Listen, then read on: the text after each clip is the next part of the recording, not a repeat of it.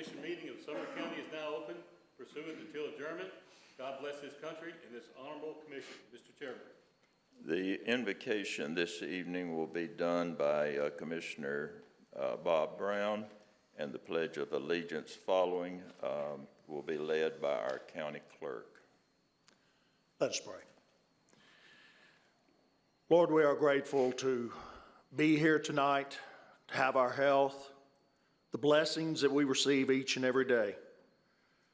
Lord, you are our creator and sustainer, things that we can never comprehend. And Lord, as we debate tonight, we are asking you for the wisdom that comes from above, that we hold close to your word. Do the things that are right in your sight. We also pray for those that were affected in this county and other counties by the past storms that we had. May your hand be upon them. May healing be done. Give the people that are in direct contact the ability to help these people as necessary. Lord, as we go forward the rest of this night, may our language be toned with your word, that we might be able to do those things that will be of benefit to this county and the welfare of the citizens. We ask all this in your Son's name, Jesus Christ. Amen.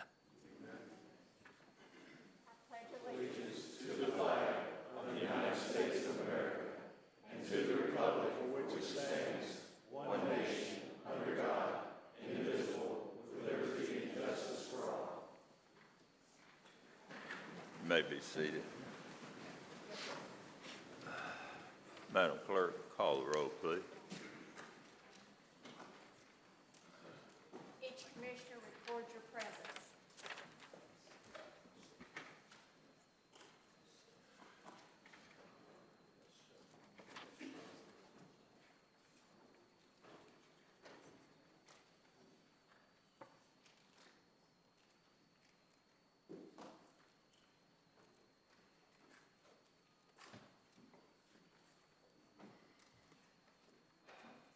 It appears that we have 23 members here this evening of the 24. A majority vote will remain at 13 and 2/3 vote at 16. And I will say that we have a full agenda tonight, and I trust in the spirit of Christmas that we will have a not so contentious meeting. It's frightened me somewhat though, because I've had two commissioners to call and say, "Can I pray over you?" Well, I never turn down prayer. I need all the prayer I can get, but it made me wonder what I was in for tonight. But in any event, I hope we can go home early tonight. I do want to make a notation to you that Mr. Teachner did call me today and say that he was sick and he was headed home at that time to go to bed and rest. So he will not be here this evening. And also to those of you who signed up to speak tonight, there are several people on here speaking to a library board issue. That is not an issue on the agenda tonight because I do need commissioners to pull Resolution 23-1207, which is the reduction of the reduction of the library board from 11 to 9.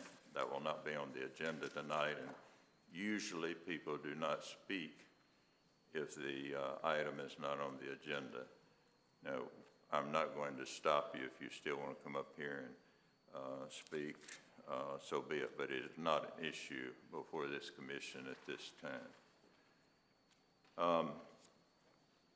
I think that's all I need to mention to you, other than the fact that also, if you'll make a correction to, under Committee on Committees, the Music City Executive Airport Authority has a 4-year term, and that was in error. That should be a 5-year term, if you'll make a change on your agenda there. Do I hear a motion with those changes for the approval of the regular agenda? A motion and a second, all in, yes.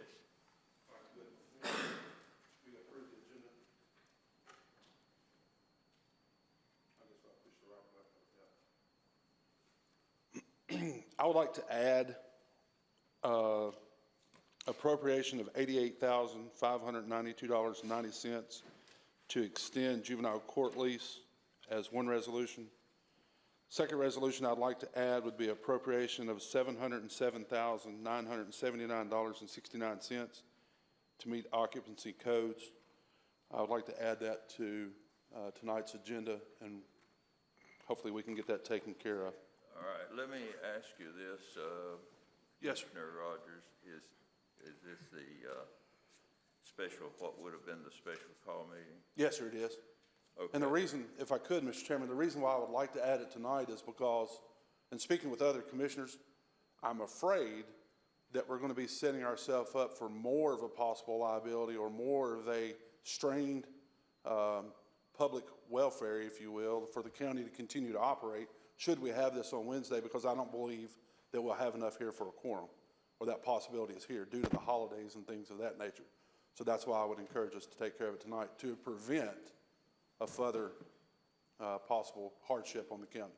Okay, and I understand that, and I certainly am not wanting to come to another meeting that I don't have to attend, but Sure. The attorney, for everyone's information, the attorney has said because of the interest in the public on this issue and the other ramifications, that he would recommend a special meeting because of notification requirements. However, in speaking with him tonight, if we do go ahead and vote to act on this tonight,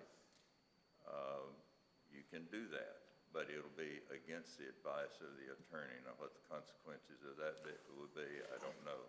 So at that point, I guess we need to take a vote on whether we want to add this to the agenda. Sure. Before we do that, though, Mr. Chairman, in light of what you've brought up, I would like to ask legal, if we don't vote on this tonight, which I hope that's not the case, and we go to Wednesday's special called meeting and we don't have a quorum there, what strains does that put on the county as far as timelines and not having appropriate lease in place at that time? I will allow the attorney to speak to that issue.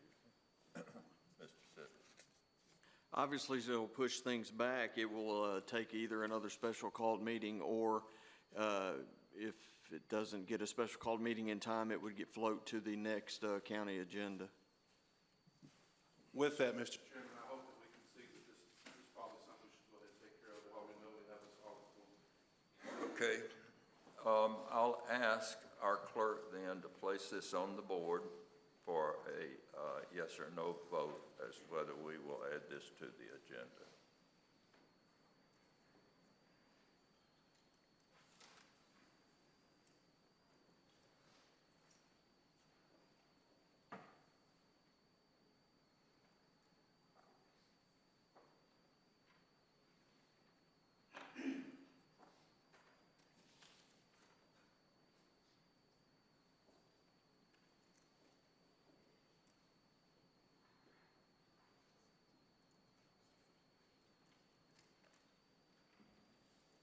Each commissioner record your vote. Yes is to add it to the agenda, and no is to, we will have a special call meeting.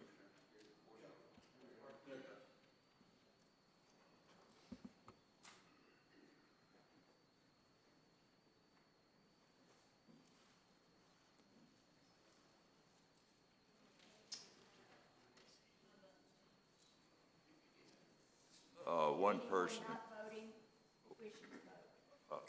one person has not voted, and I suspect it may be a button issue. How do you want to vote? Yes. Okay, obviously, we're all in agreement. We do not want to come back Wednesday. So it was a unanimous vote to add that to the agenda tonight concerning the juvenile court.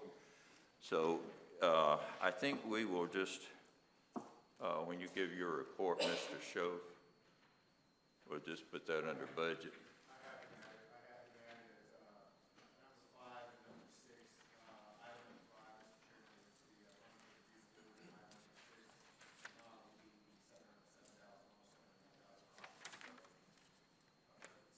All right, 5 and 6 under budget.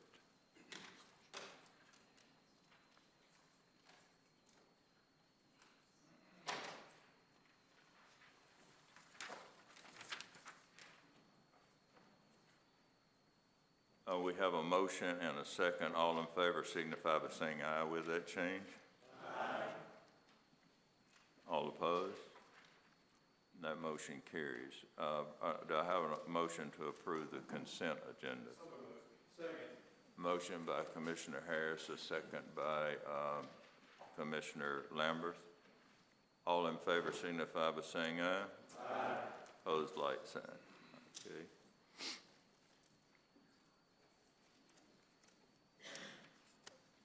A motion to approve the minutes for November the 27th. Motion by Commissioner Becker and a second by Commissioner Klein. All in favor signify by saying aye. Aye. Opposed, like sign.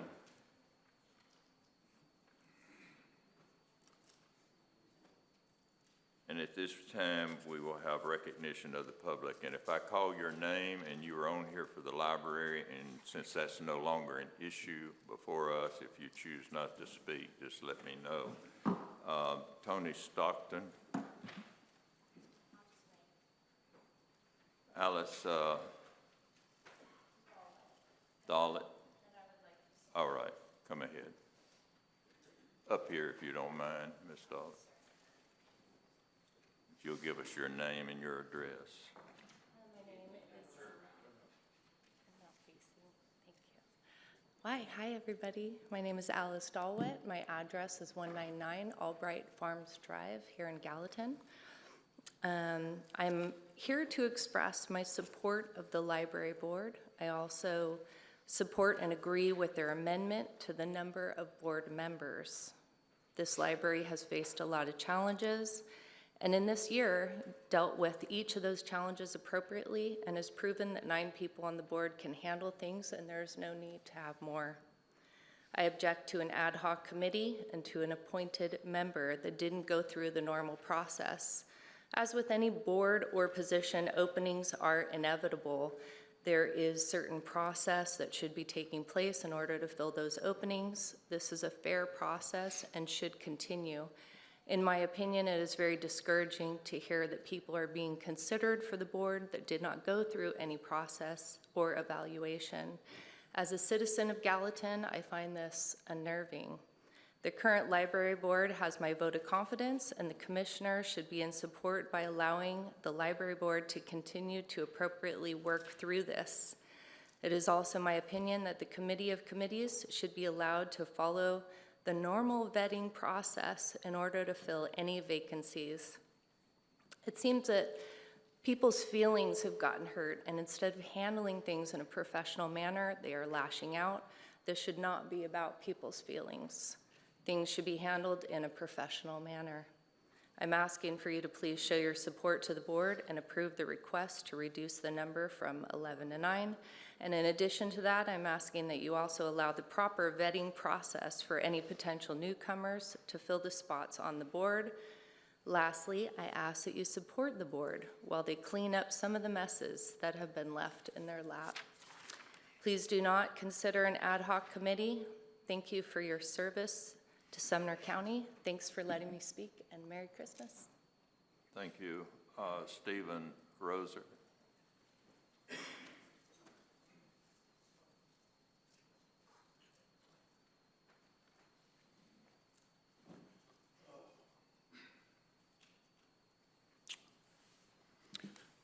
Stephen Rozak, 110 South Lawrence Way, Hendersonville, Tennessee.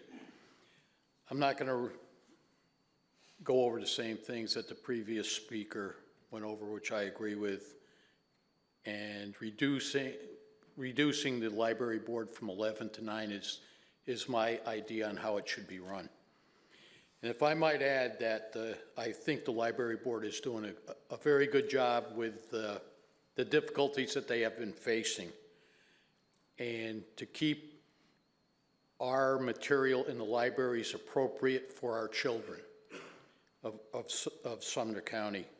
And if I might quote one verse from our good book, Matthew chapter 18, verses 6, and this refers to our Lord speaking to his disciples.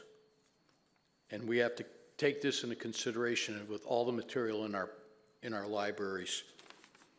Whoever causes one of our little ones, which is our children, who believe in me, to sin, it would be better for him if a millstone was hung around his neck and he was drowned into the depths of the sea. And I truly believe that. Protect our children from inappropriate material. Thank you very much.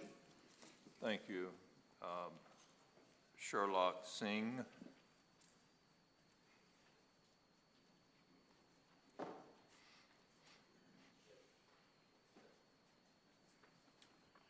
My name is Sherlock Singh, and I live at 159 Enoch Way. I just want to say that I'm supporting the library board. I'm going from 11 to 9. And there are people there that I know, that are people of good character. I just want to say this. My wife and I, we drive the streets in Sumner County praying Fridays and Saturday nights mostly. And I want to say this part too, that the scripture says, righteousness exalts a nation. And I will not quote the rest of that, but I want to be able to say that I pray for our Sumner County and Gallatin every week in our prayer and fasting.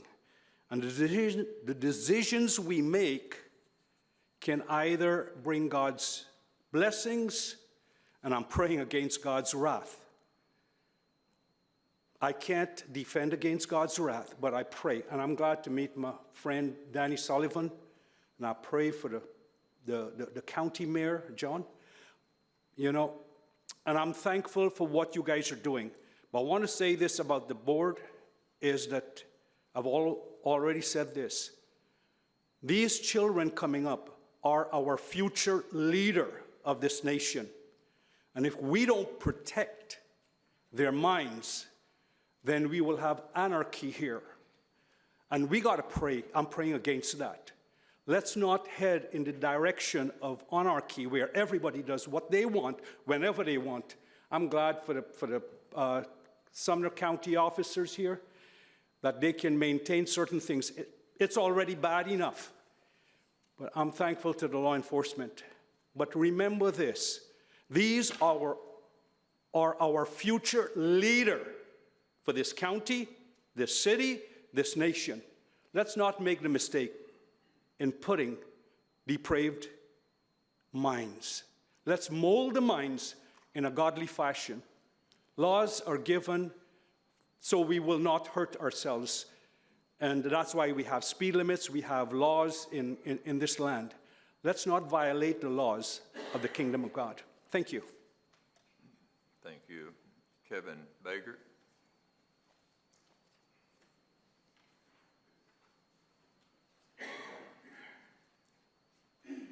Kevin Baker, 424 A.B. Wade Road. Mr. Chairman, I was going to give you an early Christmas present, but with the addition of this item to the budget, it may be tarnished a little bit. A little concerned, and at the risk of maybe sparking a debate about whether there's going to be a fight up in District 5 for the county commission seat, I'm a little concerned about putting that item on the agenda for one reason alone. There's probably some legal beagle sitting at home getting ready to basically file a lawsuit against us because we didn't properly notice the the citizens. Some frivolous lawsuit that costs the county money, but, and again, I digress there, but I do support that effort because I think one way or the other we need to fund that. I mean, the $120,000 for a table was ridiculous, but we'll get into that at another discussion. But the thing I really wanted to talk about, and this is something that, Mr. Chairman, hopefully it's going to be an early Christmas present, regarding item number 231205, this should make life really easy for you all. Because on March 22nd of this year, at the state capitol, Charlie Curtis, who's the executive director of the County Commission Association, said these things.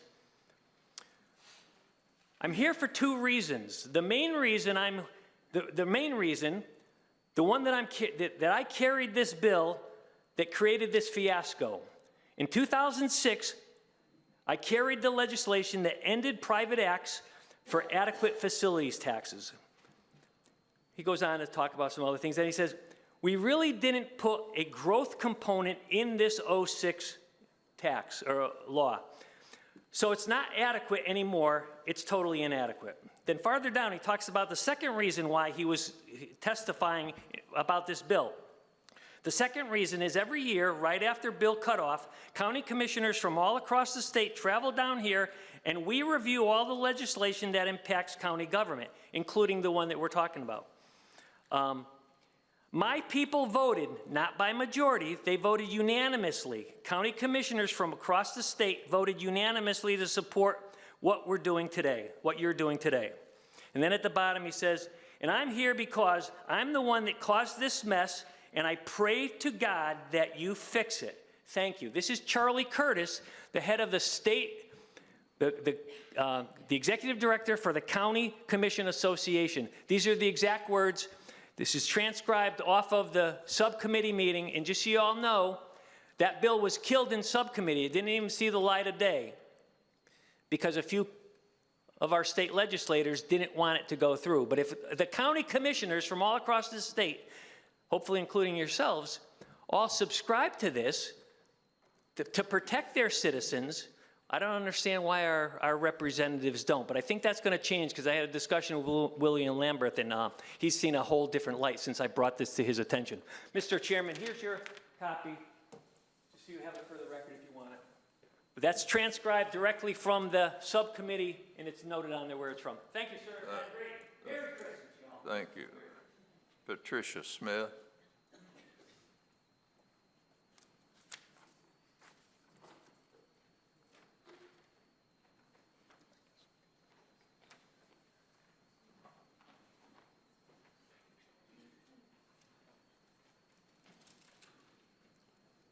Good evening. The reason I'm coming up here is because of some of the other things that were said. This is not a choice between chaos and order. I don't understand why the other speakers have made this into a choice between morality and not morality, because it isn't. I would ask that you keep the numbers on the library board at 11. There are many people who want to serve on the library board. There are many people who have applied and don't know what has happened to their application. Not only that, there are hundreds of people who have concerns about the selection of the board members and the actions of this board. Leaving the count at 11 and filling the seats would allow more people to serve and would potentially save the citizens of Sumner County from costly lawsuits. Further, regarding the board count, I'd like to correct some partially inaccurate information that was presented in a very inaccurate manner. In the legislative committee meeting, one member of the commission suggested that the state recommended a change in library board member count. This did not happen. The state representatives simply gave the counts for surrounding counties and their library boards. I would also like to clarify that those other counties have very different library systems from our own. Sullivan and Wilson counties are both systems with a centralized system, director, and budget. Montgomery only has one library. All three of those have a much smaller budget, and in Williamson County, the library board count is 9.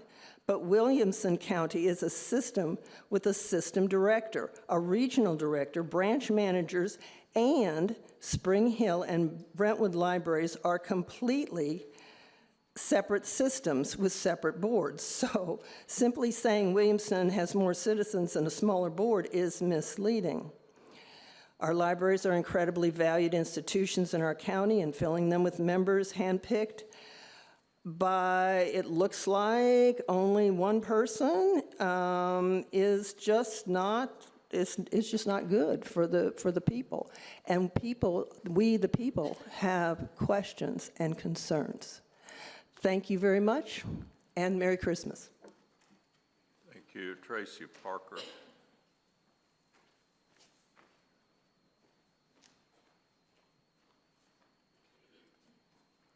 My name's Tracy Parker. I live at 1110 Woodvale Drive in Gallatin.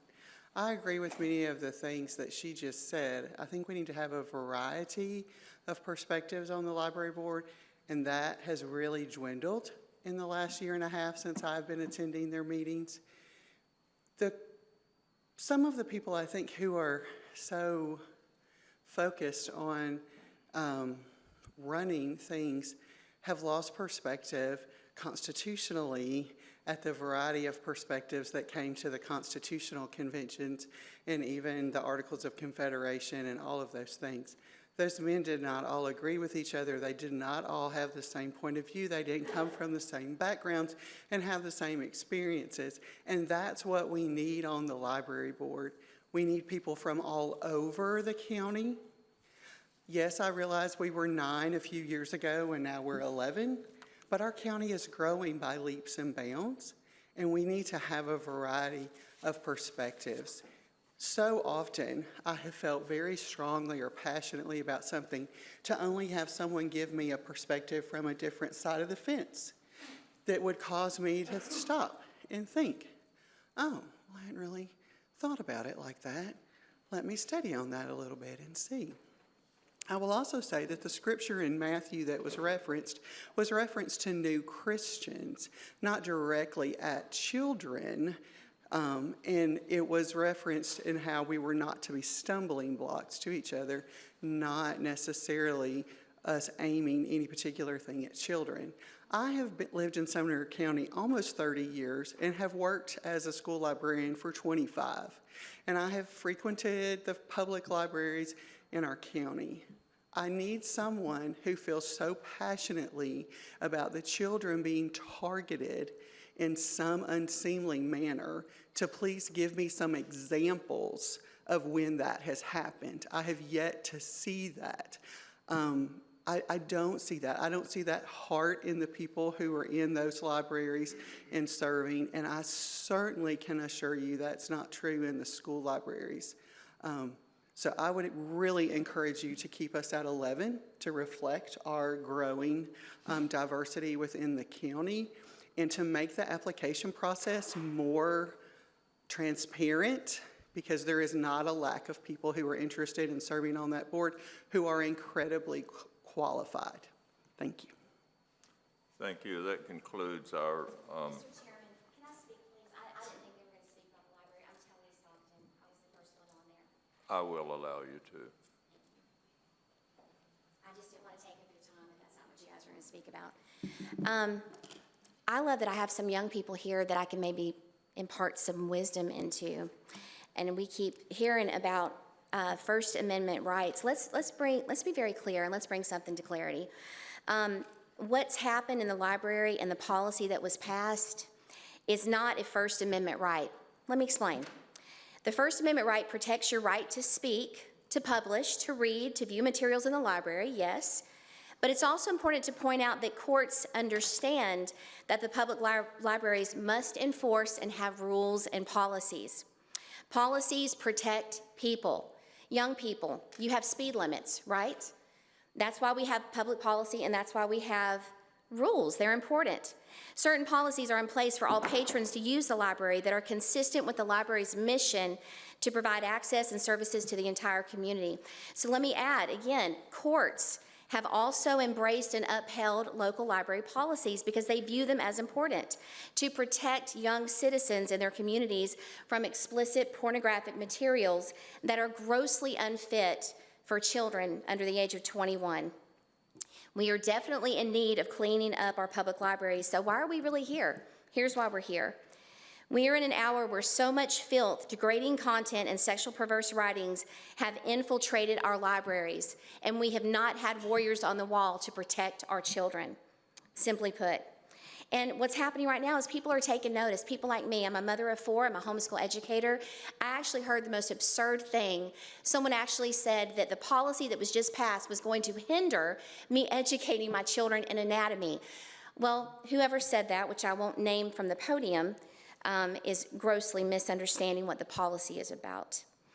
It's vital that we keep strong representation. I agree with just having 9 seats on the board. That's enough.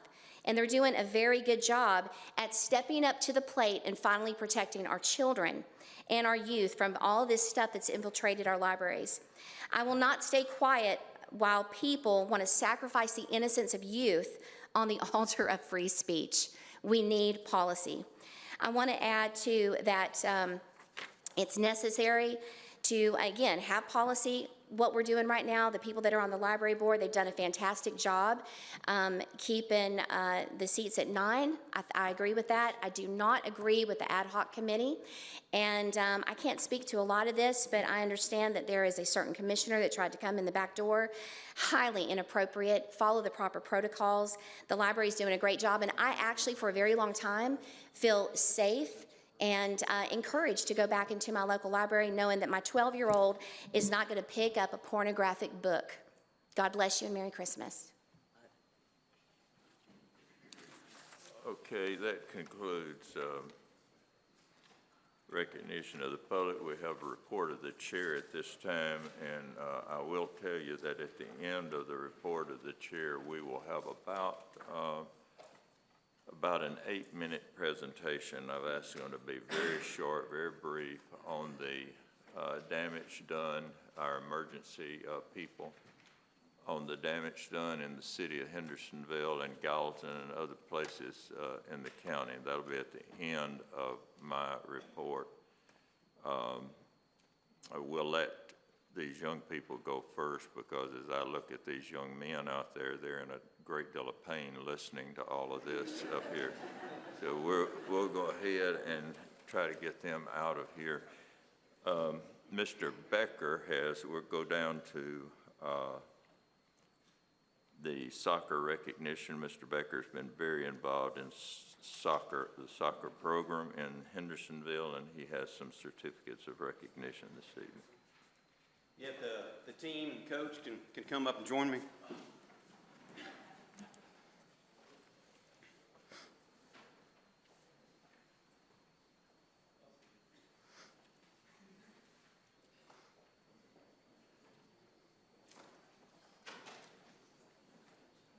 I can do both sides. You can spread out that way. Some of y'all can come over this side.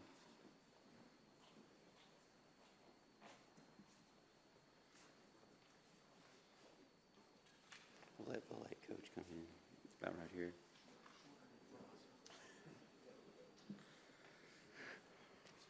All right. This is a proclamation honoring the Tennessee United Soccer Club, the 2006 boys NPL team, as the U18 Division I state champions. Before I get into the actual proclamation here, I've known many of these boys since they first started playing soccer when they're 4 or 5 or whatnot. I've known my son's actually up here, known him since the day he was born, right? So I've watched this group grow up together on and off the field over the years, and it's just a tremendous group of boys and parents. The families are just tremendous. It's just a great group. And so with travel soccer, how they do the age groups, roughly half of these boys are seniors this year. The other half are still juniors. So from a travel soccer standpoint, the U18 division is really the pinnacle of all club soccer. And so winning the Division I state championship is a tremendous honor. And so I'll go ahead and just read through this. Whereas the Tennessee United 2006 Boys NPLs demonstrated exceptional skill and sportsmanship throughout the Tennessee State League qualifying matches, achieving a commendable record of 7 wins and 1 loss in 8 games, scoring 22 goals and conceding only 8. Whereas the team continued their outstanding performance in the TSL State Cup, securing victory in all 3 matches with a goal tally of 12 goals for and 3 against, earning them the well-deserved title of U18 Division I state champions. Whereas the dedication and prowess of the Tennessee United 2006 Boys NPL team have led them to qualify for the prestigious U.S. Youth Soccer Southern Regionals Championship in Tampa, Florida, which is scheduled for June, marking a significant achievement in the realm of club soccer. Whereas the team has also qualified for the South Atlantic Premier League playoffs coming up in January, showcasing their consistency and determination on the field. Whereas under the leadership of head coach Nate Seago, who also serves as the boys' director of coaching for the club, this team has flourished, embodying the values of teamwork, discipline, and excellence. And whereas the players of the team, Lane Anderson, John Becker, Ryan Bertotti, Baylor Burrow, Dylan Butts, Maddox Cutting, Will Hackford, Brody Hitchcock, Cameron Kumis, Nick Krall, Isaac Painter, Maddox Pritchard, Randy Rosales, Zeke Rowland, Paul Singlin, Ian Twinamasico, Will Williams, and Landon Urisic. They hail from various high schools, namely Beach, Hendersonville High School, Merrill Hyde High School, Station Camp High School, and White House High School, which is fostering a sense of community and camaraderie across different educational institutions. So now therefore be resolved that the Sumner County Board of County Commissioners, meeting in regular session on this 18th day of December 2023, does hereby honor and congratulate the Tennessee United Soccer Club 2006 Boys NPL for winning the U18 Division I state championship, and we wish them continued success in their future endeavors both on and off the soccer field, and I so move. Motion by Commissioner Becker and a second by Commissioner Pomeroy. All in favor signify by saying aye. Aye. Opposed, like sign.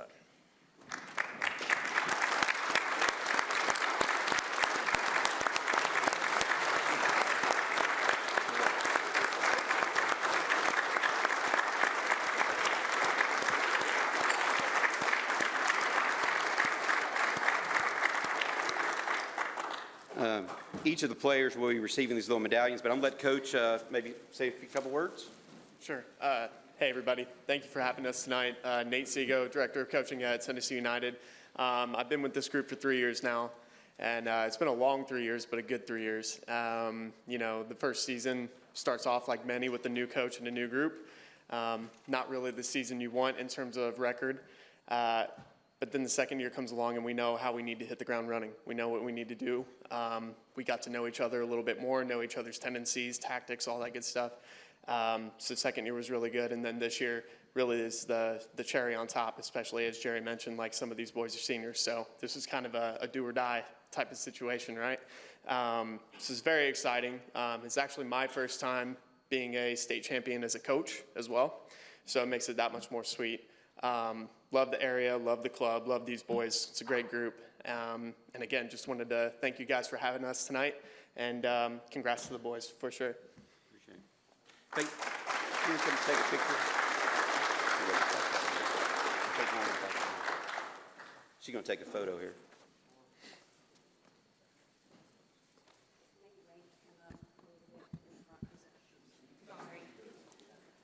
There's one in there for you too. You got one? I appreciate it. Thanks, sir. There you go. That's all.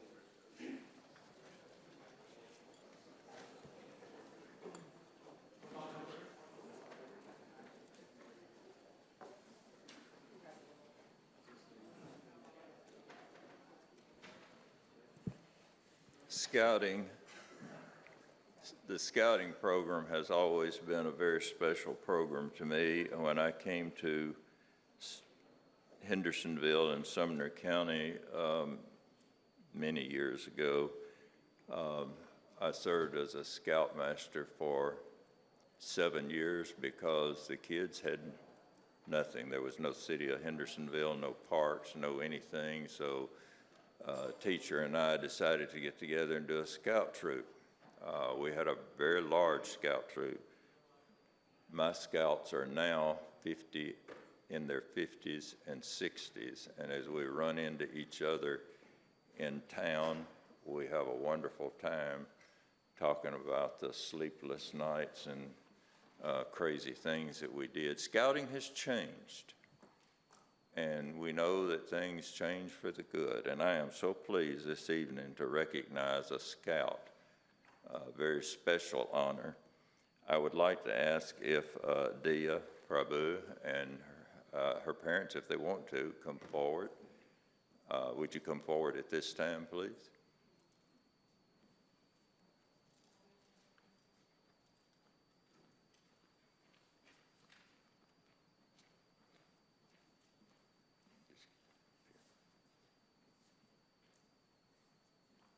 Dia is a wonderful young lady.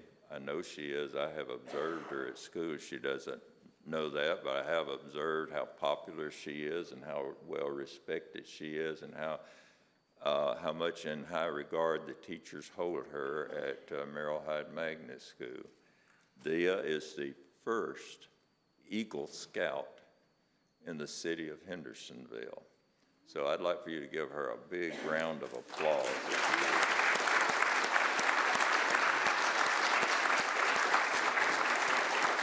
First female Eagle Scout in Hendersonville.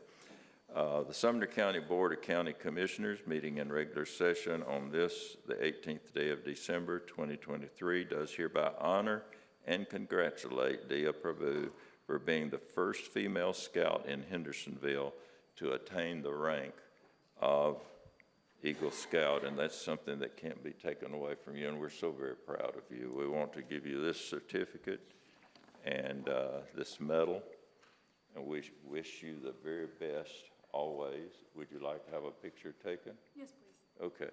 Does she want to say it? Does she want to speak? Would you? No, does she want to speak? Do you want to I speak? have some words to say, yeah. Yeah, okay. Go right ahead. Thank you, Mr. Hyde, for letting me have this opportunity to be recognized. All of my accomplishments would not have been possible without support from my friends, faculty, and teachers. It is such an honor to represent my school and my community. For me, being an Eagle Scout means challenging my limits and helping out people in need. In the future, I strive to continue doing this. Again, thank you so much for recognizing me for my achievement.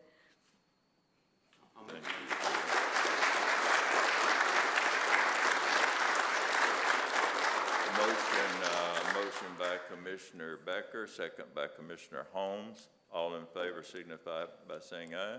Aye. Opposed, like sign. Best of luck to you. Did you want to get a picture?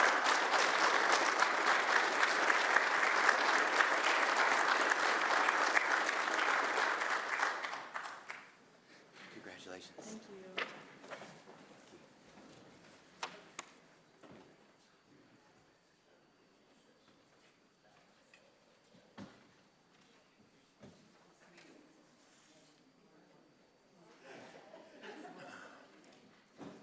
This Veteran Service Report is on your desk, and the financial statement memo. And I'll have to ask our finance director, this says docketing of the Health Department emergency PO, but is there anything we need to do? No voting, it is strictly docketing. Okay. Written reports of the county officials are on your desk. And at this time, we will have the election of notaries and surety bond approval. If the clerk will put that on the board. Each commissioner record your vote.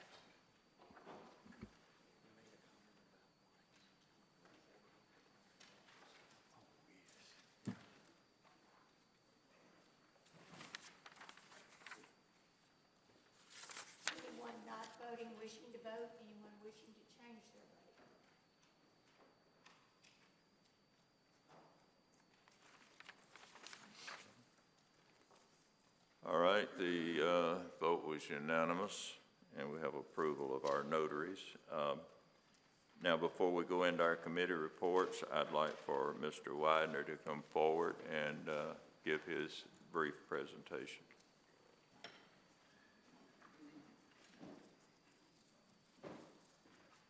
Thank you, Mr. Chairman, Commissioners. You notice, Mr. Chairman said brief. I was advised to keep this under 10 minutes. I think I can do it before 2. So, 11:35 a.m. December 9th, a tornado watch was issued for Sumner County. The image you see there is radar at 3:30. So, I'll make sure your microphone is working. so understand, how about that? It's flashing green. Okay. Check, 1, 2, check, check, check. Can't loud enough, you know.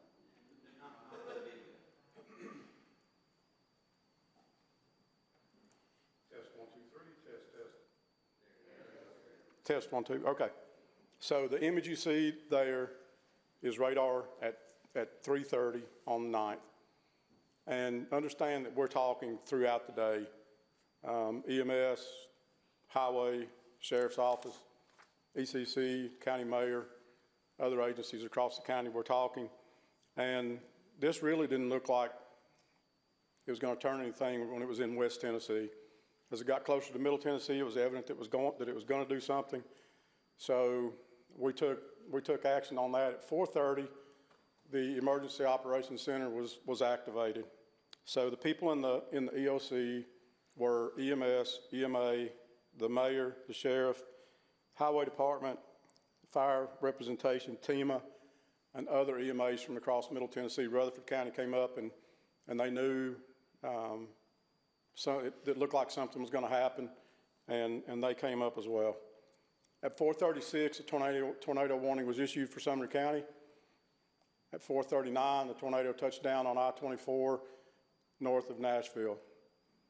4:50, the tornado entered Sumner County at Old Hickory Dam, continued through Hendersonville along 31E. At 4:53, an EAS tornado emergency was issued. At 5:12, an additional warning was issued for Sumner County. Through the night Saturday, a disaster declaration was done by Mayor Isbell and Mayor Brown. One was to follow the next day from Mayor Clarity in Hendersonville.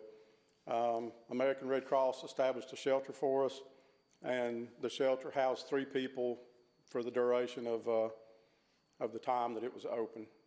And that goes to show that's just how Tennessee is, the volunteer state, people helping people.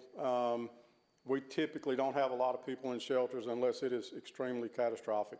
So what did it look like? So the image on the left is a hook echo, and that's not what we're going to see. That's actually on the east side of Hendersonville.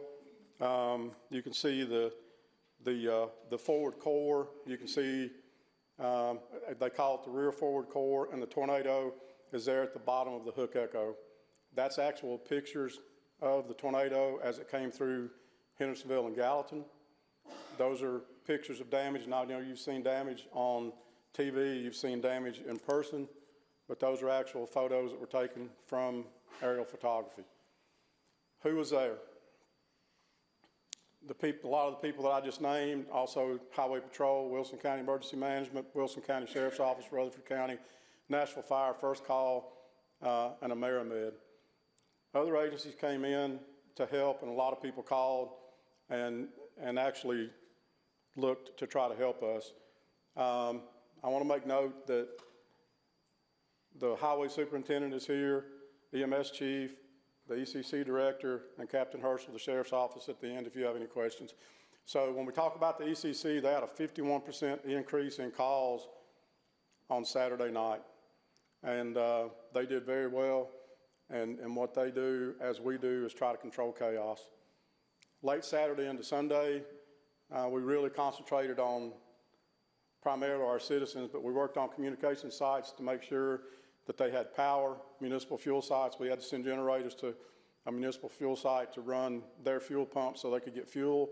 Nursing homes, we had a 250 kW nursing home or generator on standby for a nursing home in Hendersonville, and private residences. We actually sent generators out to individuals that were on O2 and they needed small generators. Power outages, we had about 50,000 people who were without power. Power was restored mostly by Thursday.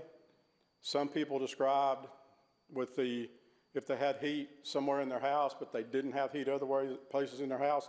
Some people described that as the upstairs being Canada, the downstairs being Florida. Right? Okay. So when it entered Sumner County, we had winds of 130 miles an hour.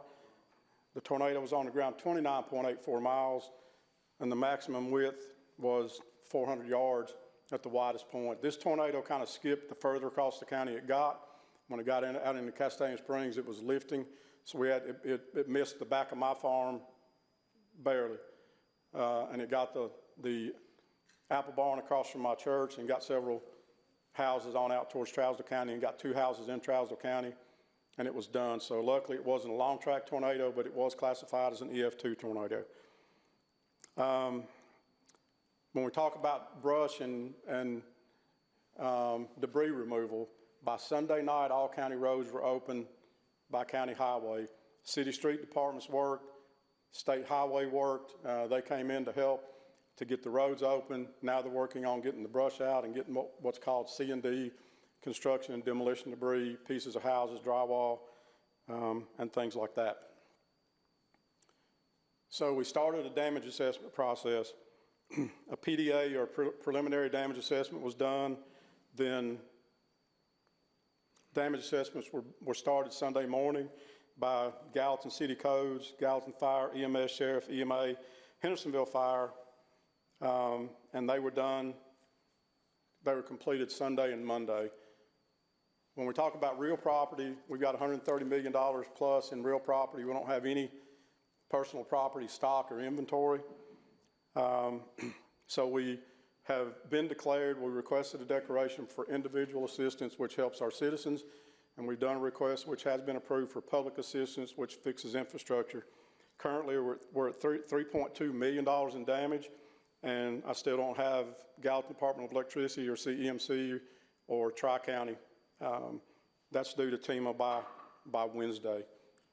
And if you look at the composition there, what was damaged? We had 34 homes destroyed, 118 with major damage, 198 with minor damage, 237 affected, and 4 inaccessible. When we look at the path, that's the tornado path on a program we use for search operations. That's not, the gaps are not where the tornado wasn't. We just didn't mark anything on there. So the next thing is the 06 tornado, which is indicated by green, the 08 tornado, which is red, and the purple is the 2021 tornado. The 06 and the 23 tornado cross paths off of the 109 bypass close to South Water. There's a lot of theory out there as to why we get so many tornadoes. Sumner County's had 51 tornadoes since tornado records have been kept since 1950. Okay?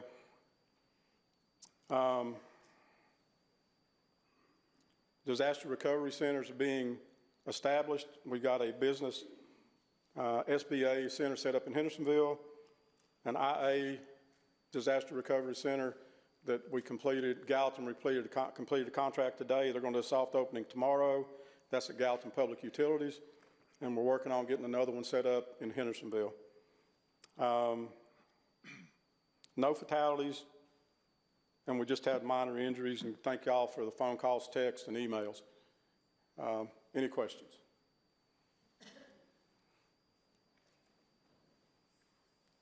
Good deal. Yes, sir. To anybody that's watching this, where they could find help with business owners or homeowners. I think it's mostly business owners at this Putting that point. on social media. I know you have some.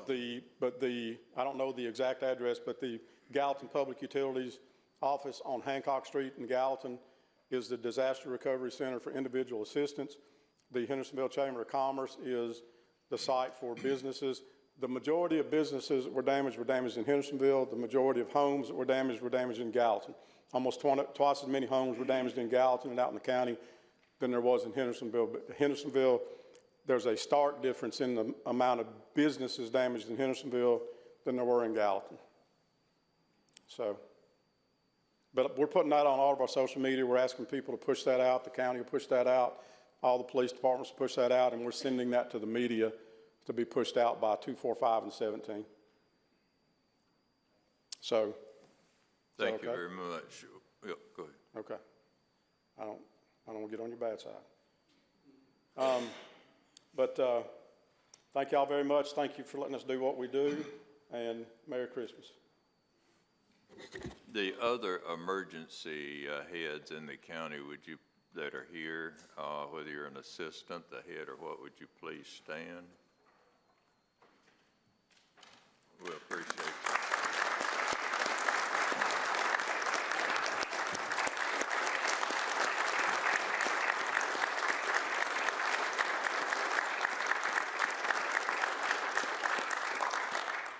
And a special thank you, too, to all those who came to help us. I know being there in the city of Hendersonville, I saw police officers directing traffic from Lebanon, City of Lebanon, and Tennessee Highway Patrol, and various other agencies, and we appreciate all the help we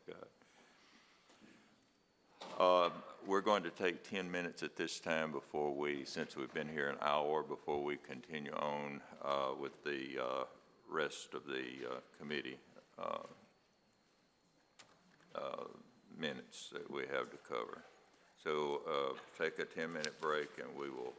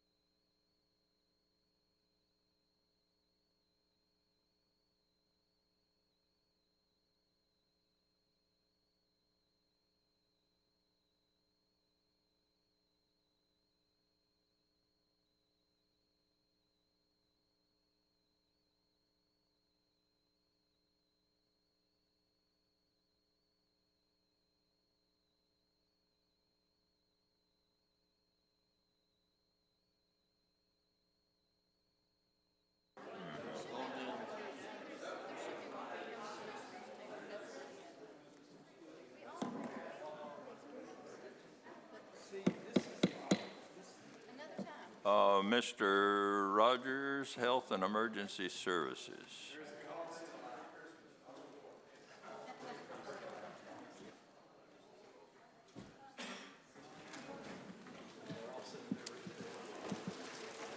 We have no report other than happy holidays, Merry Christmas. That's a good one. Education Committee. No report, Mr. Chairman. Again, Merry Christmas. Thank you. General Operations. No report, Mr. Chairman. Committee on Committees. Highway. No report, so, okay.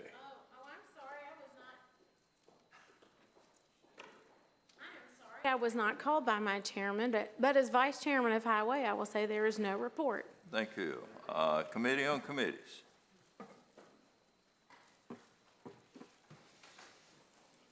Thank you, Mr. Chairman. First up is the Music City Executive Airport Authority, Samuel Solorzano, and I so move for approval. All right, motion and a second for that name to be forward. Commissioner Klein. I'm sorry. I seconded the motion. Okay. Seconded by Commissioner Klein. Mr. Harris. Mr. Chairman, I'd like to nominate Matt Harris.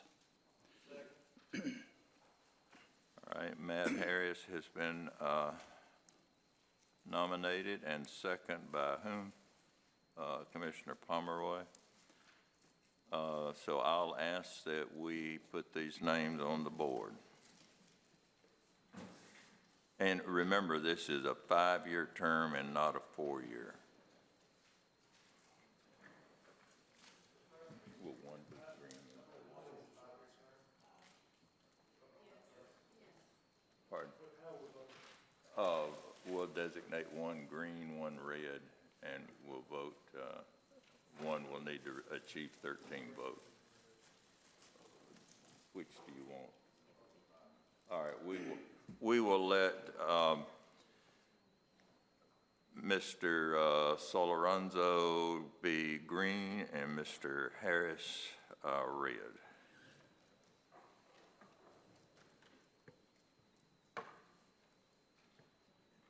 Each commissioner records your vote.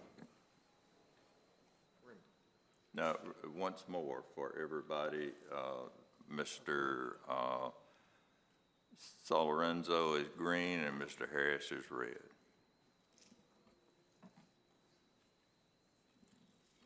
Anyone not voting wishing to vote? Anyone wishing to change their vote?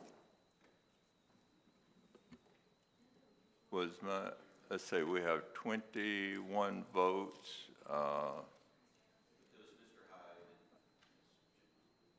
Mine is red.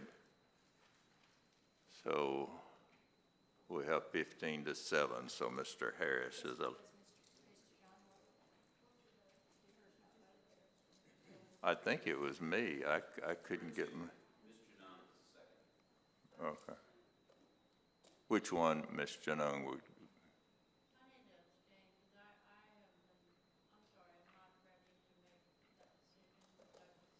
Which do you want to vote for?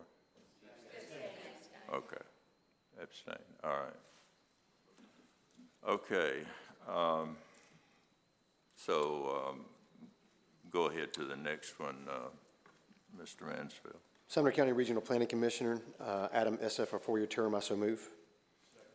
Motion and second by Commissioner Klein. All in favor signify by saying aye. Aye. Opposed, like sign. Emergency Communications District Board, Buddy Schaefer, reappointment. I so move. Motion by Mr. Mansfield, second by Mr. Harris. All in favor signify by saying aye. Aye. Opposed, like sign. Sumner County Tourism Board, Kathy Drumright, David Staples, and Mandy Christensen as the chamber representative. The first two are citizens, and I move to group and approve.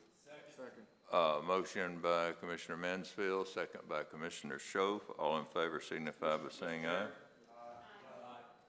Mr. Would it be possible for us to separate these? To separate them? Yes, I move to separate these. All right, motion and a second to separate. I'm sorry, you were in here and I didn't see you, so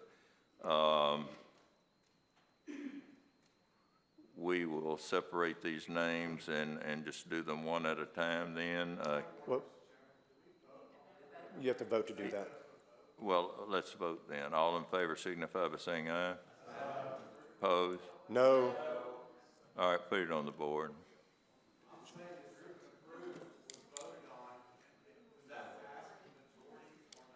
No.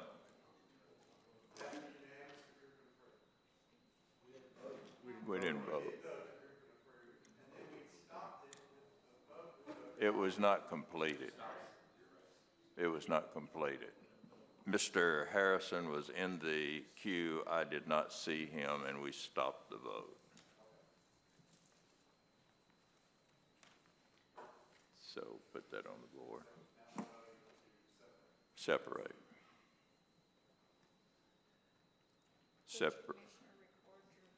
Separate would be green, and no, not to do so would be red.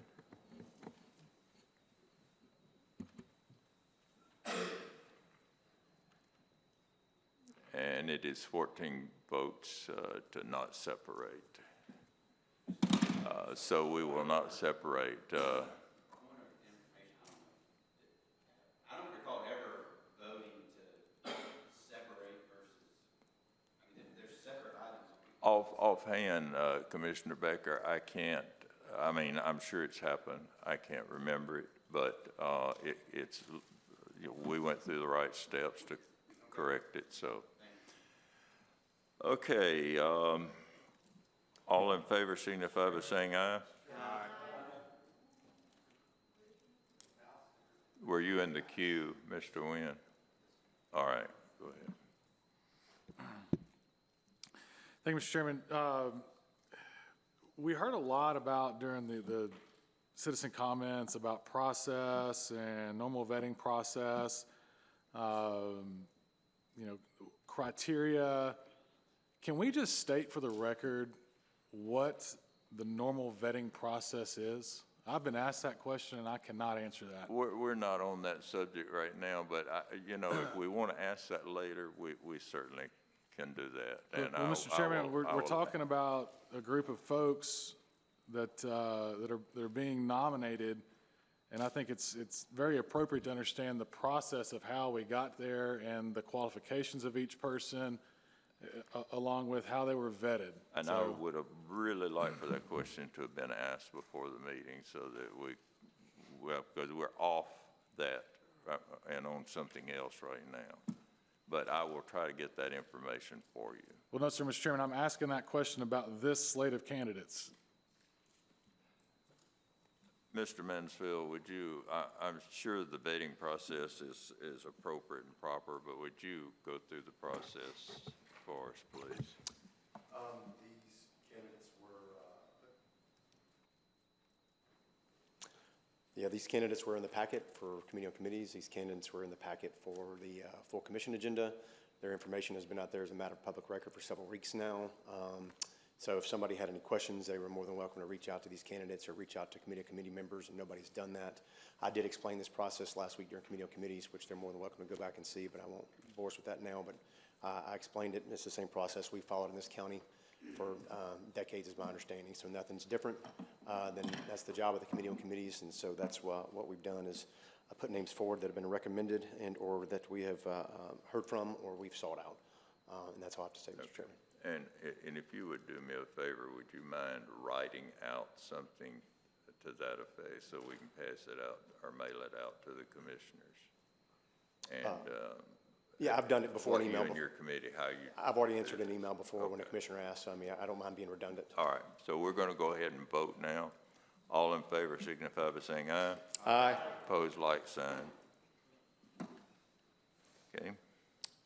Legislative Committee, item 2312-05 is a request support by General Assembly to repeal, amend County Powers of Relief Act. I so move. Second. Motion by Commissioner Mansfield, second by whom?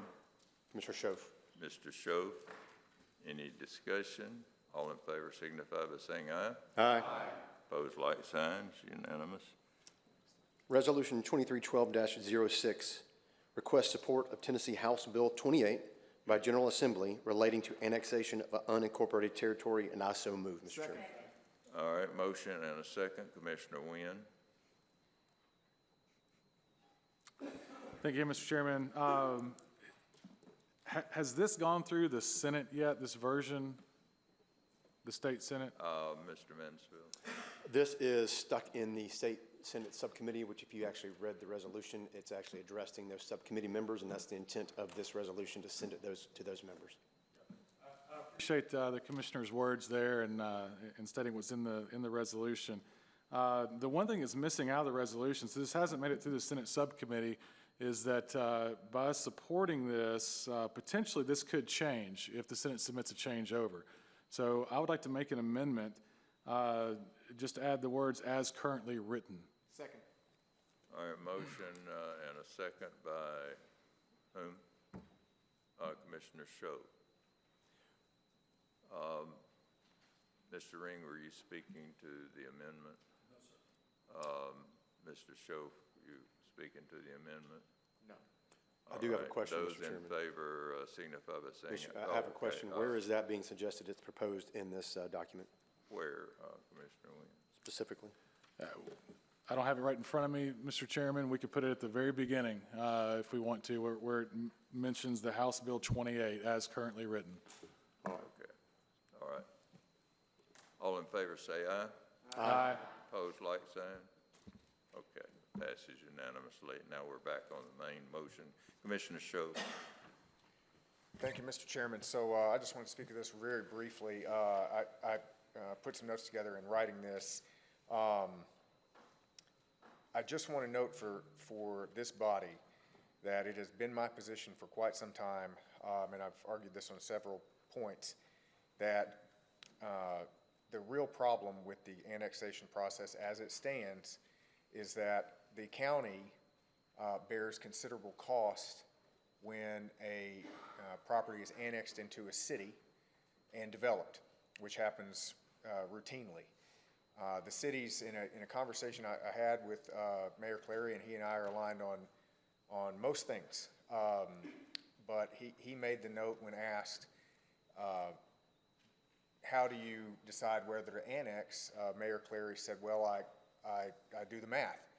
And I said, well, you don't have to add the math for routes of ingress and egress, and you don't have to add the math in for the schools. We have to do that, and yet we do not have any say in the annexation process. And so it is my belief that county residents, and everybody's county resident, this body is here to support them and represent them, and we don't have a say in this very important process, which can often place a financial burden onto the county and onto the taxpayer. Not saying that we would always want to negate any annexation. I'm sure in many cases it would make sense, but if you have a fiduciary responsibility to the county and for changes to the county landscape, then we should have a say at the table for those decisions which would change that landscape. So I'll rest. Thank you. All right. Seeing no one else in the queue, all in favor signify by saying aye. Aye. Opposed, like sign. Again, unanimous.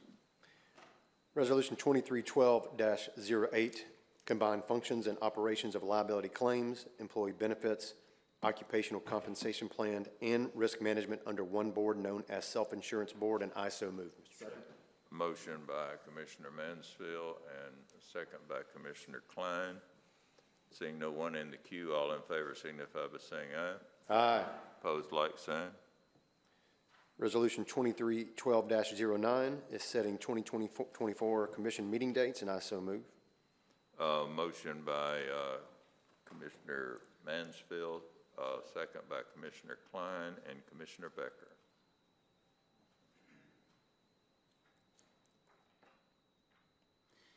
The March 2024 date, that coincides with spring break for Sumner County schools, and so that might, I plan to be out of town on spring break on that. I don't know how many others. So I would maybe like to move that one from March 18th to March 25th, which is the fourth Monday. Are you making a motion to move that? I guess, yeah, I'll make an amendment, I guess. Motion and a second by Commissioner Sullivan. All in favor of the amendment, say aye. Aye. Opposed, like sign. No. We'll need to place that amendment on the board.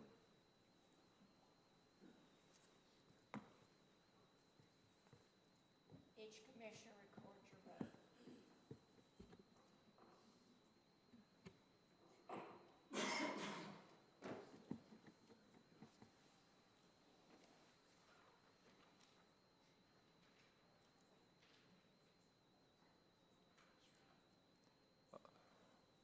Anyone not voting wishing to vote?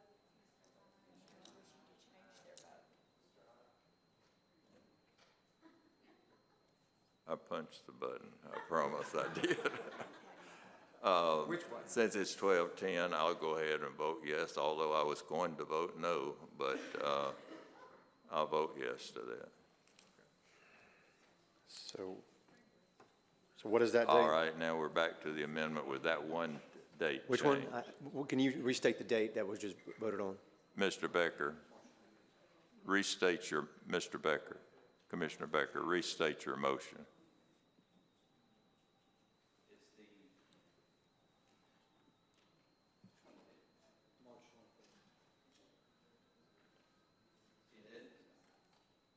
Moving it from March 18th to March 25th is what. That concludes my report, Mr. Chairman. All right, all in favor signify by saying aye. Aye. Opposed, like sign. Okay.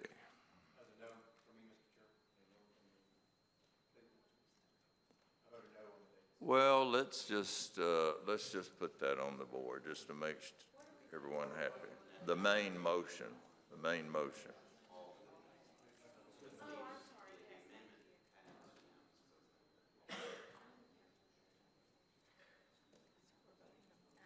Mm-hmm. Each commissioner records your vote.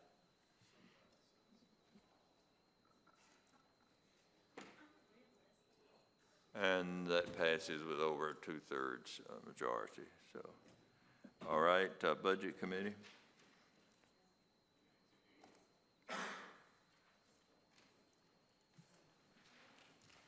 Thank you, Mr. Chairman. Item 2312-10 is approved transfer and distribution to nonprofit charitable organizations. I so move. All right, motion by Commissioner Schoaf and a second by Commissioner Harrison. Any discussion? Commissioner You have Wynn? one.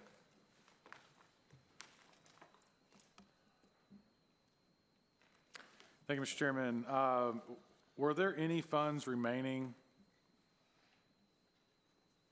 I would Commissioner defer this. Schoaf. I believe there were, but I believe Mr. Becker was close to this. He's the head of the subcommittee on this, so I would defer to Mr. Becker. I think about $3,000 with Commissioner Becker. That's my recollection.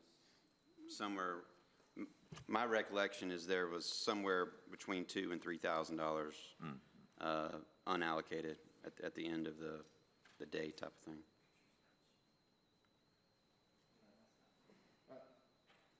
Mr. Chairman, the Senior Citizen Center at White House submits a request every year, and the request is for $9,500, and it gets reduced to $2,500 every year.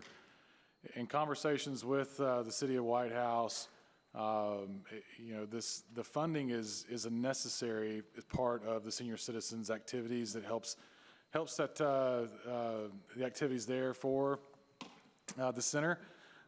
Primarily, it is used for a Wednesday meal. That is in jeopardy of being shut down in conversations with the city counterparts. So I would like to make an amendment to this and just ask that whatever the unspent funds were, unallocated funds, be allocated to White House Senior Citizen Center, and that's my amendment.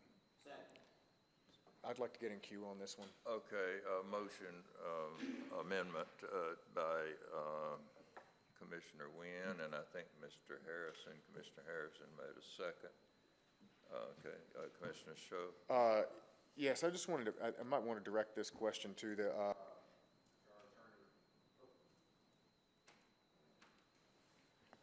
yes, thank you, Mr. Chairman. So I may want to direct this question to the attorney. I believe, and I could be mistaken, Mr. Hyde or Mr. Becker, I'll defer to you on this, that the issue with this, in principle, I have no concern with this at all, but I believe that the issue that came out of the nonprofit committee was that this organization may not actually be registered as a nonprofit and is in fact a city function.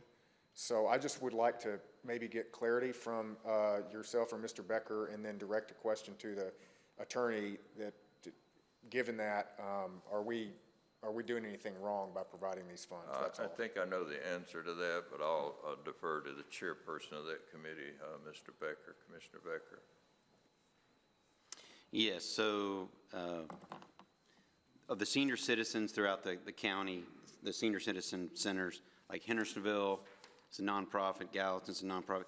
The topic that came up for discussion when talking about White House and Westmoreland specifically is, but White House in this case, is it actually is an entity of the city of White House government municipality. So it actually, they have their Parks and Recreation Board, their senior citizen activity is a piece, is a department within their city government.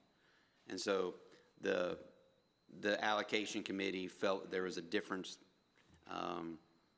you know, it is a nonprofit allocation committee, and so that's why that the request for the full 9,500 was reduced down to, I think, 2,500. That's the way I remembered the committee too, with the exception that it seemed like it wasn't just a real urgent thing. I mean, that's the way I gathered it at the committee meeting, not a real urgent matter. But do you want to make a motion? Did you make a motion? And Commissioner Harrison, okay. Any other discussion? Commissioner Pomeroy?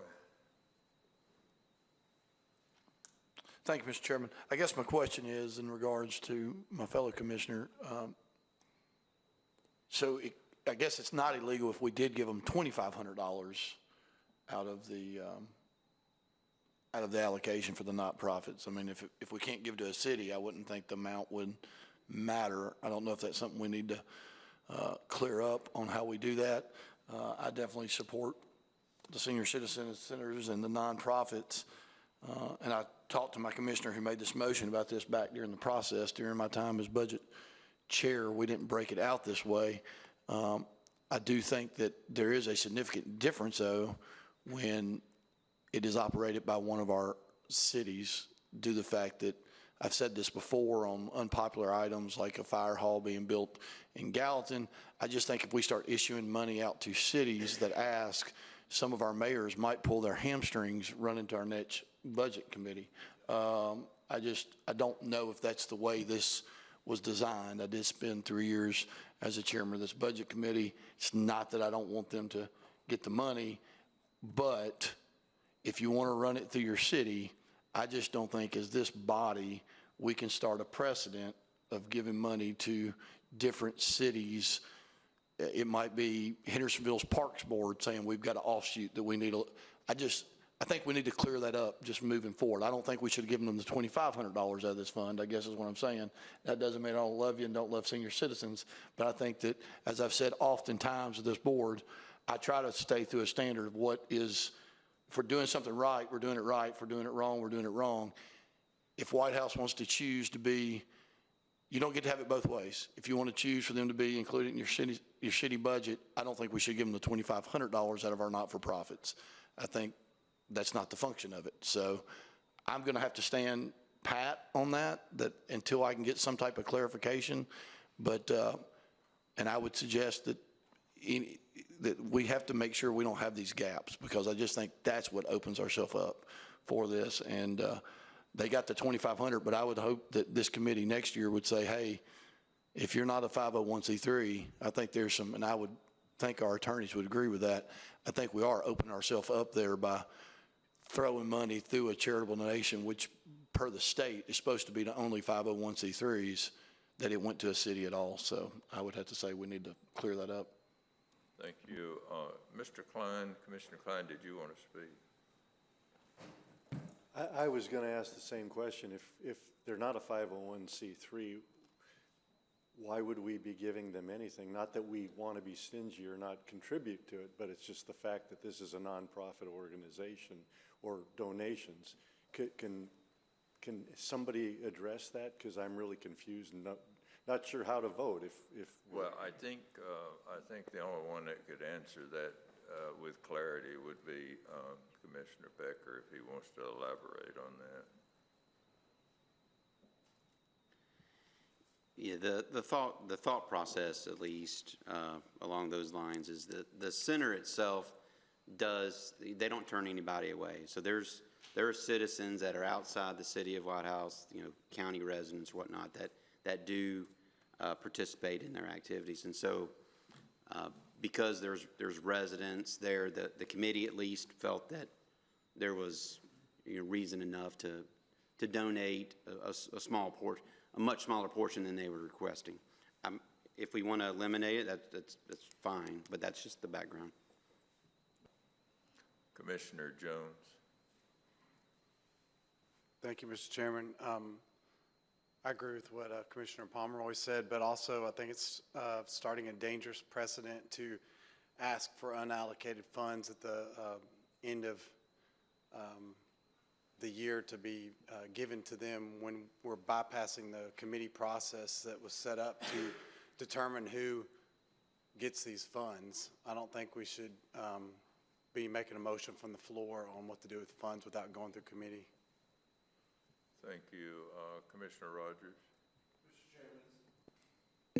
We hear a lot about processes and all that stuff. Do they submit their 501c3 status to this committee upon review? I think that you get a copy of all those, don't you, Commissioner Becker? And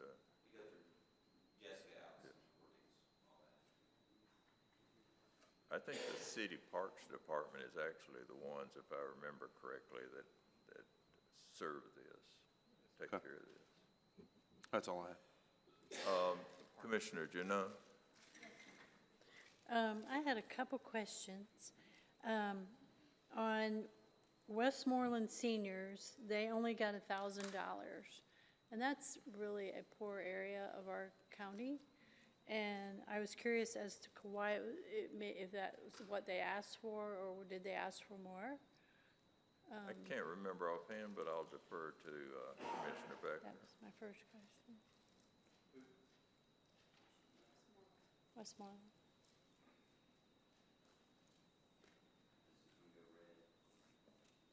I'm just waiting, okay. Yeah, Westmoreland, they requested, last year, the previous year, they got 0. They didn't request any. This year, they requested 5,500. The allocation committee recommended 1,000. Now, Westmoreland falls into the similar category as what we just talked about with White House. Okay. So if, I don't want to hold up the whole thing. If we want to set aside White House and Westmoreland senior citizens and approve the rest, I'll be willing to do that. Those are the only two. None of the others fall into a category of, and I'm talking none of the other items or the organizations. They're all, the 501c3, all that stuff. But to answer your question about Westmoreland, they requested 5,500 and the committee recommended 1,000. Okay. And my second question was regarding the Meals on Wheels. It has $2,500. That's countywide, and we have a lot of people that are quite hungry. We have a lot of homeless people, and we're in some really bad economic times right now. We have a lot of seniors that are struggling. So how much did Meals on Wheels ask for? So Meals on Wheels is a little bit different, little caveat here. They actually had $5,000 already in budgeted to them. So their request was an additional $5,000 for a total of $10,000. The committee recommended $2,500. So it's a total of 77,500 is what the county would be. The reason I'm asking is if there's money left over, and this is to feed people, would it be more appropriate to give money to feed the people than it would be for bingo and things like that? So that was my question, was to, could there possibility be a way to shuffle money over to Meals on Wheels to feed the population? That's my question. Thank you. Thank you for your questions, Commissioner Janot and Commissioner Lambert. Yeah, speaking to that, one thing that we discussed in that committee, several of these nonprofit, the senior centers, pretty much all of their requests were meal focused. And so the discussion was, I think you remember this, Chairman, there was some double dipping going on. It was the concern there that we were funding meals through Meals on Wheels, but also through the senior center. Every senior center specifically said it was meal focused. In fact, Gallatin, one of their requests was to hire a chef and that kind of thing. So. Okay, is that everyone now? Commissioner Wynn? Thank you, Mr. Chairman. So White House has, they were directed, and this is in conversations with the city, to go through this nonprofit route. When you look at this as more or less a partnership with the city of White House to help service and take care of senior citizens. It's much like the library system that we have throughout the county with partnerships with the cities. White House doesn't fall in that bucket. So they don't participate in the county, the library system, but they have requested help in just servicing these senior citizens. And so I know there's a lot of concern about, well, it's not a 501c3, it's not a nonprofit, it's a city function. Let's just remind ourselves that they go this route because we instructed them to go this route. This is the route that they have been told to go and to request additional aid and funding. This impacts 3 different districts, so District 15, 16, and I believe it's Commissioner Teachner's, he's 18, I believe, district. So you're going to have senior citizens within 3 different districts that are potentially impacted by this if this program goes away. Also, too, I mean, we're really talking about, is a senior citizen in Hendersonville or Gallatin worth more than a senior citizen in White House? I think the answer to that question is no. I mean, we're really talking about penalizing a group of citizens who petition their city government to help them and to get a program going, and the city took that on because it was a need, and we're rewarding other programs that don't do any fundraising outside of Come to the County. So the request is just, can we help the senior citizens in the White House area with some additional funding? Commissioner Pomeroy. Yeah, and I'll be real quick. I know some of my commissioners, he was almost not going to say anything tonight. But from 3 years of doing that in the past, when me and Commissioner Schoaf, the chairman of the Budget Committee, talked for the very first time on the phone, he called me or I called him, vice versa, after he became the budget chair. And I said, well, one thing you can be thankful for is they've now broke out the not-for-profits. I will tell all of you that is the hardest, because when that used to be lumped together back years ago, you'd spend 2 full days literally on trying to how to divvy up, take out the fire department's $300,000. And I'm not trying to, I want to give, but it's really hard. Every one of these charities are really good. They do a lot of really good stuff. You could go through and say, I don't know what the right answer is. Why'd this one get 1,000? Why'd this one get 25? There's a lot of different reasons. I put some effort into trying to fix that. One of the things was to break it out individually, and I think these gentlemen are doing a great job. I know this isn't the time to discuss that. I think this is just about appropriating some leftover funds. I really think when we go into Budget Committee, we should all work together to try to figure out a way to do this.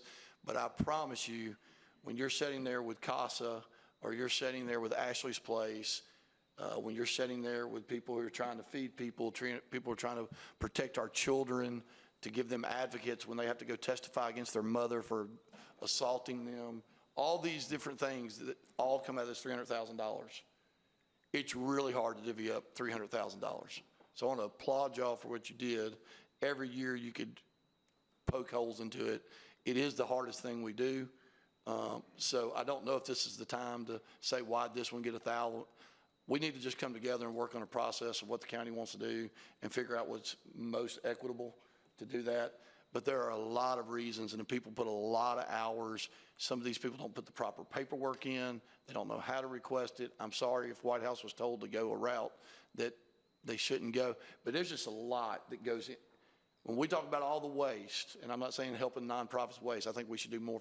I will tell you from experience, I bet that committee spent more hours on one topic to try to figure out how to divvy up less than a penny out of our taxes to help the greater good. It's just really, really, really hard to do. So I hope we challenge all of us to work together to figure out something we can all be happy with instead of, like Commissioner Jones said, we shouldn't be doing it now at the end of the year, just trying to get this money back out. We should handle it when it comes up. Thank you. Thank you. Commissioner Wright. Do we know how many citizens there in White House are actually residents or were residents of Robertson County? Do we know any kind of percentages? And if so, does Robertson County, do they assist any with that facility? Yeah, so it's pretty much an even split. I've asked those same questions. You know, hey, what, because we're right there on the line, you know, and the numbers come down to, it's about a 50-50 split between the counties. And when we talk about like, hey, what is Robertson County doing versus what Sumner County does, you know, I think that's the wrong approach to look at as far as when it comes to do the right thing and take care of people. You know, it shouldn't matter what your brother's doing. If it's the right thing to do, we just need to do it. You know, Robertson County, I don't know the number they contribute. I haven't got that back. I did ask that question. I don't have the number. But I still don't think that that is a good measuring stick against how we should proceed forward to take care of the citizens that we're charged to take care of. Commissioner Brown. Call the question. Question's been called. Is there a second? Second. All in favor say aye. Aye. Opposed? All right, we're going to call the question. Well, we voted on calling the question. We will vote at this time. Mr. Chairman, are we on the amendment? We're on the amendment at this time. So I'll ask the clerk to put that on the board. Can we have the amendment restated, Mr. Chairman? Would you one more time restate your amendment? The unallocated funds to be allocated to the White House Senior Citizen Center. It's 3,000. So 3,000? Okay. All right.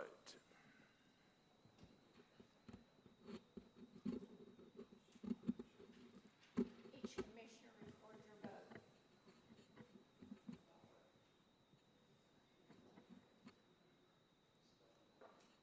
Go.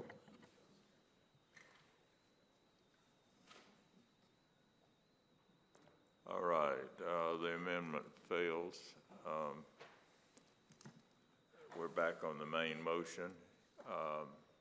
Is there anyone that wants to speak to the main motion? Commissioner Wynn? Thank you, Mr. Chairman. I'd like to make another amendment. I would like to take the unallocated portion and split that between White House and Westmoreland.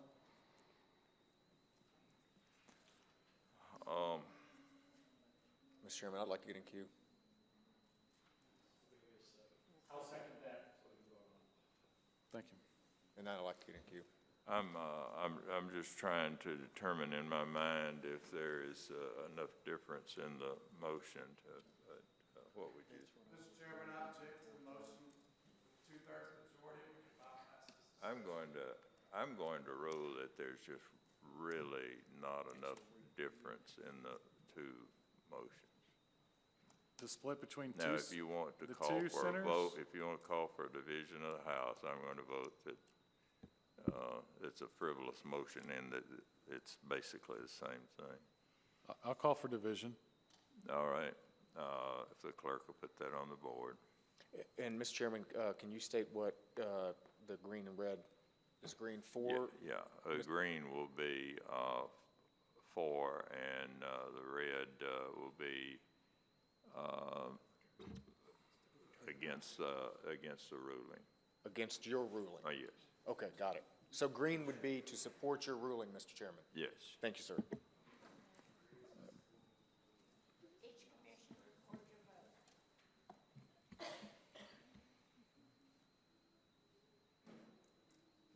All right, that fails by even a larger majority. Okay, we're back to the main motion and no one's in the queue. So I'm going to ask the clerk to place that on the board. And if the clerk will, or Jennifer, the deputy clerk, if they will once again state what we're voting on. It's the allocation of it without amendment, right? Does everyone understand that? We've talked so much about it. This is without any amendments, the original motion. Each commissioner records your vote.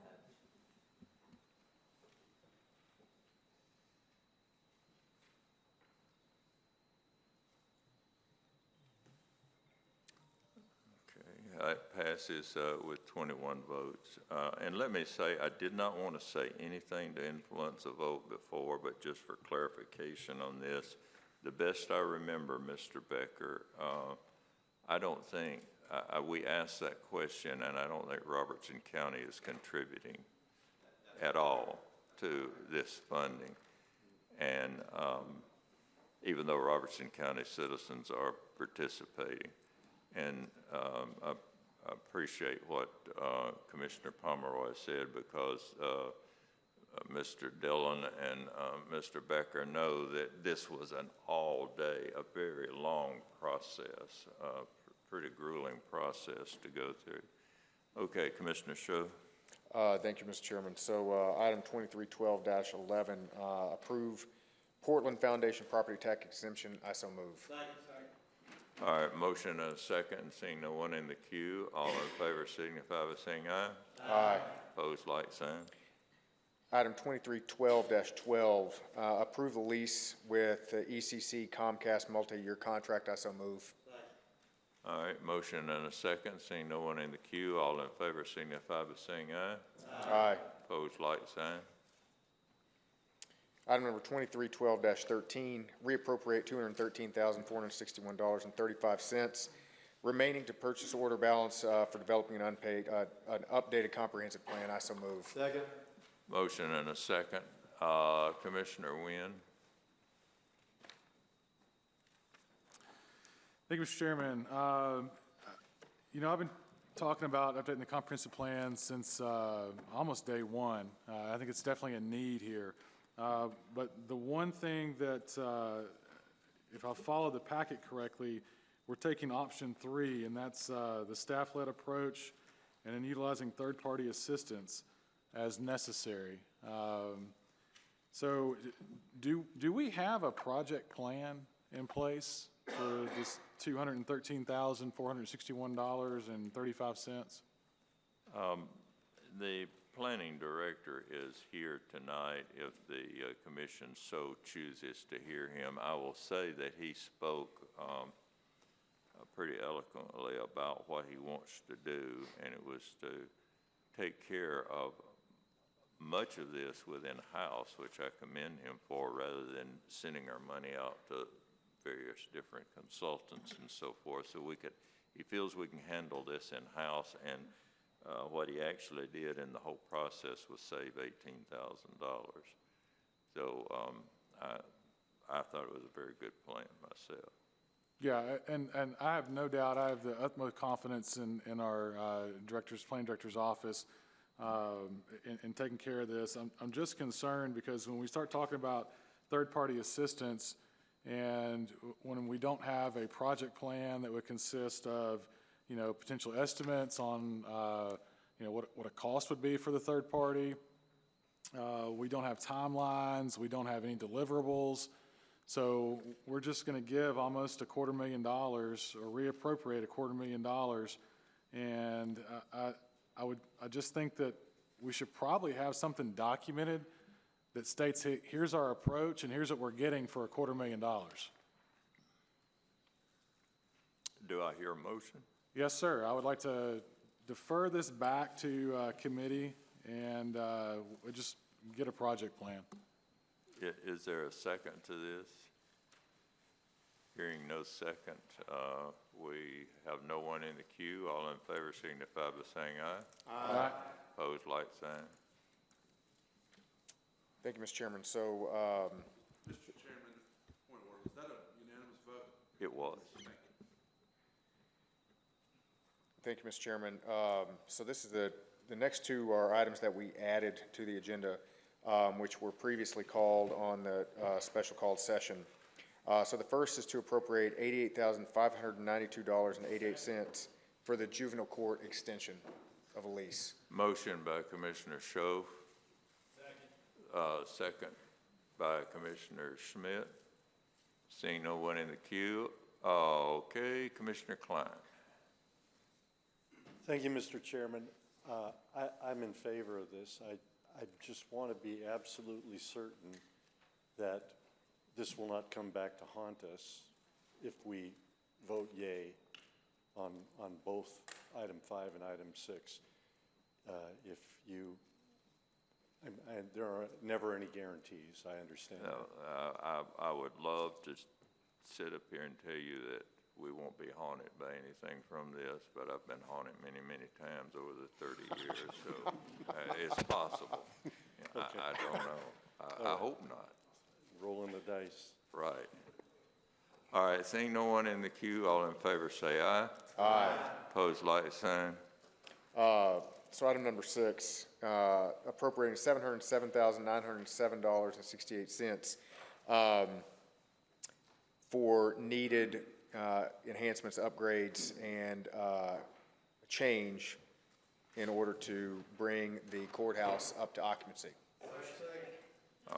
All right, motion by Commissioner Schoaf, second by Commissioner Pomeroy and Commissioner Janot. So, I wasn't able to go to the special, because of the circumstances that would happen with the tornado and all those things. But anyway, in regards to this, I have a couple questions. Have we hired a project manager to complete this project? Because we haven't had a project manager since September. And we've been utilizing the county office, the mayor and Ms. Norfleet, to be managing. And this is a $100 million project. This is a lot of money. And we don't have a project manager that could be watching after all the things that could be going on that could happen. And I find it interesting that we're appropriating all of this money to finish this project or to upgrade when, you know,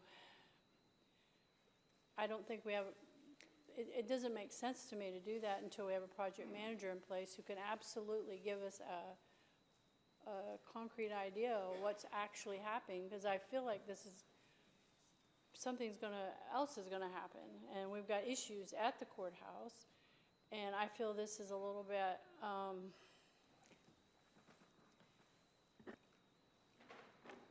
I think we're spending I feel like we're just, I don't want to say, be kind. I'll be very kind. But I don't think this is the right thing to do until we get a project manager in place. I think the money was in the budget for the original project. We're not utilizing that to bring in the project manager. And I think that I make a motion that we hire a project manager first, get them on board, and then appropriate this so that we understand what we're getting ourselves into. That's my motion. Okay, and Commissioner Janung, I'm sorry you didn't get to go to the meeting, but you didn't miss anything. It's a huge mess. But do we have a project manager now, Mr. Mayor? No, sir. Okay. I would caution us, for those of us that were there, that this could be two separate things, because we're going to have to bring it up to occupancy, the standards to occupancy, and with or without the project manager. So I'd want to caution us on that. I understand your frustration. I sat there and I was very frustrated. Several of us that sat there were very frustrated. But I think that we have to, in my opinion, to clarify this issue, it's two things, and we have to do this. But Commissioner Jones.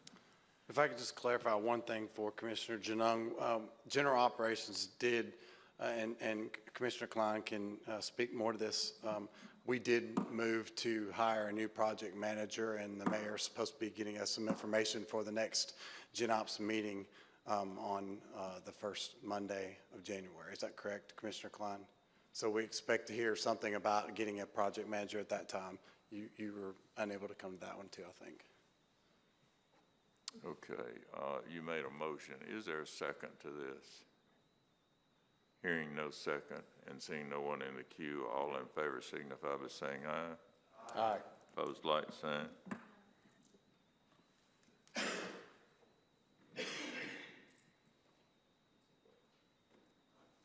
And that concludes my report, Mr. Chairman. Merry Christmas.